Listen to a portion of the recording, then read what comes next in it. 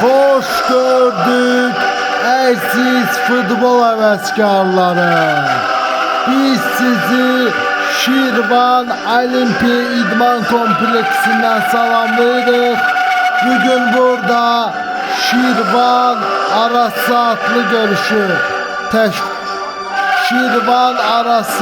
görüşü təşkil olunacaq ve bu oyun futbol saati ve Futbol Nəbzinin resmi YouTube kanalıyla təqdim olunur. Peşəkar Futbol Ligasının da himni səsləndi. Ve komandalar bir-birini salamlayırlar. Arası adlı göy rəngində olacaq. Ve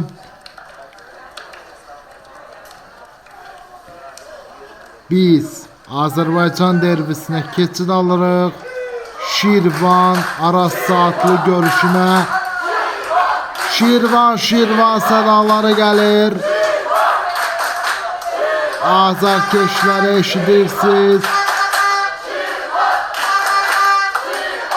Şirvan Azerbaycan kubokunda mübarizəni dayandırdı ama ikinci ligada görək nə edəcək. Şirvan sədaları gəlir.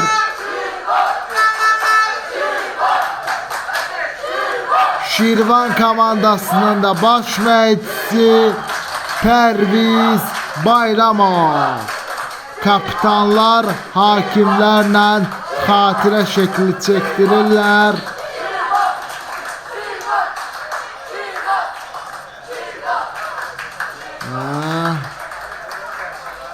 Artıq Şirvan futbolçuları xatirə şəkli çəkdirirlər ama Arası adlı futbolçuları onlar da indi xatirə şəkli çəkdirirlər. Futbol saatında möhtəşəm qarşılaşmanı təqdim edirik sizə. Şirvan Arası adlı görüşü Azərbaycan 2-ci liqasında. Şirvan deyəsən sağ tərəfimdə olacaq, Arası adlı isə sol tərəfimdə olacaq. Başlayırıq. Birazdan